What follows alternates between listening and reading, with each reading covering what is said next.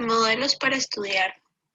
Este es un relato sobre la hipocresía de grandes industrias como las petroleras, químicas y militares, al querer tapar sus impactos ambientales en pro de sus ingresos, mediante una fachada ecologista para desviar la atención del público.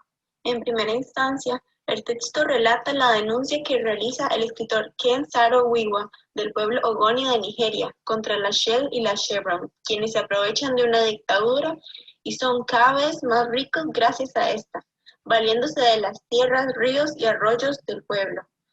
Dicho escritor fue ejecutado. En El precio del veneno, nuevamente Shell es protagonista, esta vez en Curazao, isla en la que, desde 1918, se echaban humos venenosos perjudicando la salud de sus habitantes.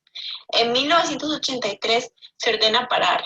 Además, expertos calculan el daño en $400 millones mínimo. La Shell no pagó nada. En La mariposita azul, la empresa petrolera Chevron gastó millones de dólares en una campaña publicitaria centrada en la protección que la empresa brindaba a unas mariposas. Dicha protección les costaba $5,000 anuales, 80 veces menos que la publicidad ecologista que ellos hacían. El spa de las mariposas se ubica en una de las refinerías que más contaminación generan en toda California. En La piedra azul se narra la historia de Goiânia, en Brasil, barrio en el que, aunque sus habitantes no conocían esta palabra, ocurrió una de las mayores catástrofes radiactivas de las que nadie habla. Nadie se hizo responsable. En Edificios sin pies se habla del terremoto de 1985 en México, que dejó miles de muertos, quienes, debido a edificios sin cimientos, quedaron enterrados bajo escombros. Nadie se hace responsable tampoco. En Verde que te quiero verde, se critica a empresas como Westinghouse, General Electric y DuPont, de las mayores contaminantes a nivel mundial, quienes venden soluciones ecológicas a sus propios fallos. La salvación del medio ambiente es el negocio brillante de las mismas empresas que lo aniquilan.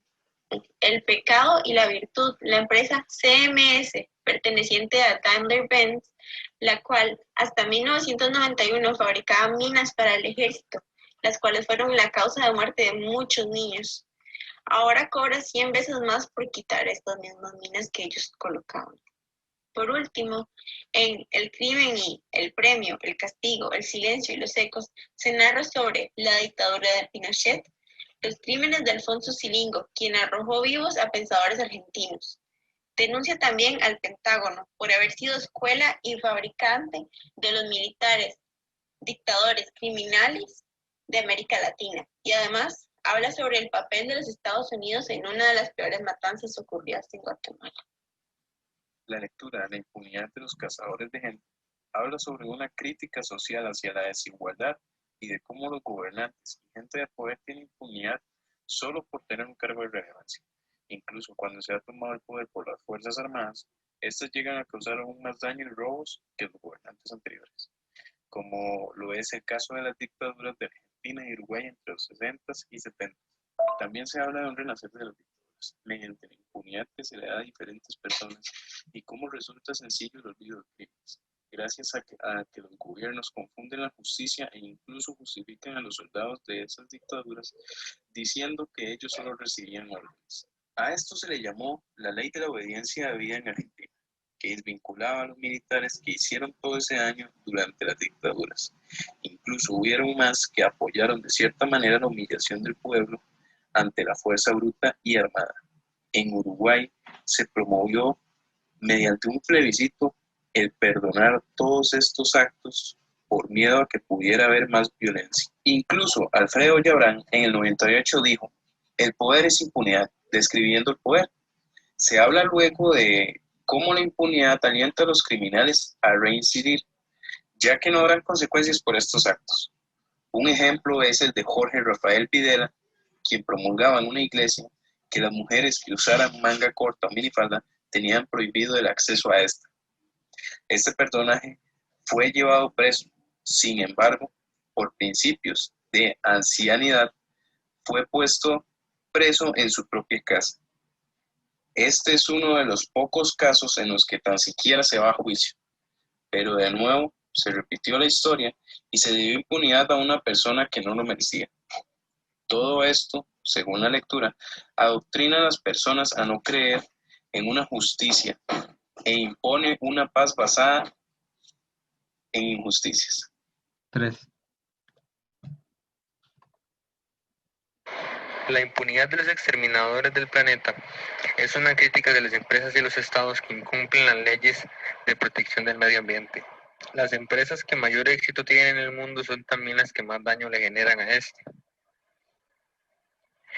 Es un mundo descartable, en el cual hay inundaciones de palabras, de discursos políticos, de informes de expertos, que al final nadie cumple.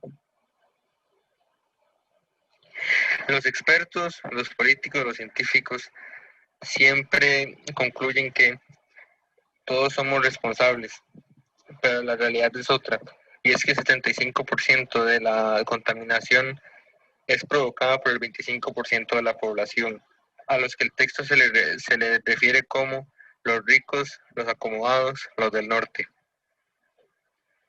Y es porque cada norteamericano echa al aire en promedio 22 veces más carbono que un hindú y 13 veces más que un brasileño. Se le llama suicidio universal al asesinato que cada día ejecutan los miembros más prósperos del género humano, que viven en los países ricos o que en los países pobres imitan su estilo de vida, países y clases sociales que definen su identidad a través de la ostentación y el despilfarro. El economista Lawrence Summers, doctorado en Harvard y elevado a las altas jerarquías del Banco Mundial, dio su testimonio a fines de 1991 en un documento de uso interino para la institución.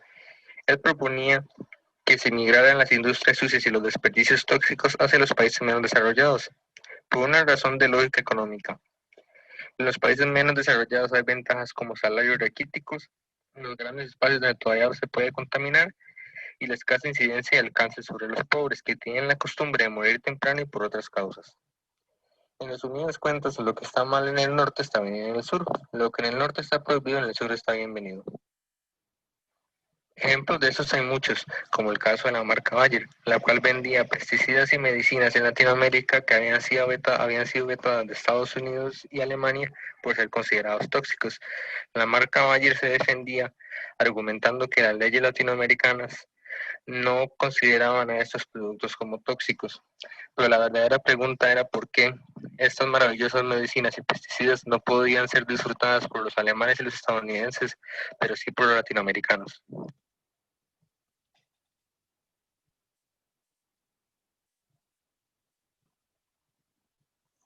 Se dice que los automóviles han reemplazado al ser humano. En Estados Unidos y Europa las personas dejan de usar el transporte público porque prefieren los autos personales, debido a que este no cuenta con un buen servicio. Además de que en muchas ciudades no cuentan con carriles especiales para bicicletas. Por lo tanto, se ve un poco obligado a transportarse por medio de autos personales. Además, en Estados Unidos se concentra la mayor cantidad de automóviles. Esto gracias a que el precio de la gasolina es mucho más accesible que en otros países. También la compra de armas tiene una gran cantidad, siendo la venta de automóviles y de armas simétrica en este país.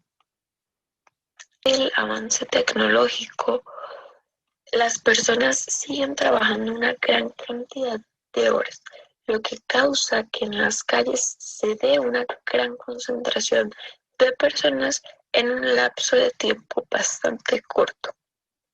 Esto debido a que las personas se deben transportar de ida y vuelta de su lugar de trabajo a su lugar de residencia. Esto a las personas las afecta, ya que estar en una presa durante mucho tiempo puede causar estrés. Continuando con lo que dijo la compañera, seguimos que en Latinoamérica se ha creado un monopolio sobre lo que son los carros. No es el único que existe, pero el texto en este capítulo se centra en eso especialmente. El monopolio que se ha formado alrededor de la venta de carros en Latinoamérica se centra en la idea de que entre más carros tenga la gente, más se puede crear su sueño y llegar a una mayor modernización, pero eso es falso. El texto nos habla de que los países del norte, sean Canadá, países escandinavos, tienen una mayor modernización no por el hecho de que tengan muchos carros, sino por el hecho de que han llegado a un punto en el que los carros que tienen no son malos para el medio ambiente, a diferencia de en Latinoamérica. La cantidad de carros, como dice el texto, está excediendo la cantidad de personas que viven en Latinoamérica y además de esto, solo un 20% de la población cuenta con un carro. Lo que nos dice el texto con esto es que el 100% de la población está pagando la contaminación que crea nada más ese 20%. Y las empresas, en son de volverse más ricas y ganar más dinero, lo que hacen es que venden, como ya dije, la idea de entre más carros, mejor. Y esto, pues obviamente no es el caso. El medio ambiente se está dañando mucho por la contaminación de esto y como dije, la mayoría están pagando por esto. Pero no todo es por la economía y en son de la riqueza de algunos, sino que estudios y que nos muestra la lectura nos dice que en Latinoamérica más o menos tener una licencia de conducir es lo mismo que tener una licencia de matar o de portar armas. Esto porque una gran tasa de muertes es por accidentes automovilísticos y en transporte público.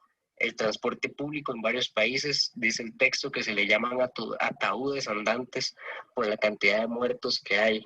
Entonces, la idea que tienen los latinoamericanos es que, obviamente, y no se equivocan en cierto punto, es tener que un transporte privado es mejor que el transporte público que nos brinda el país en sí.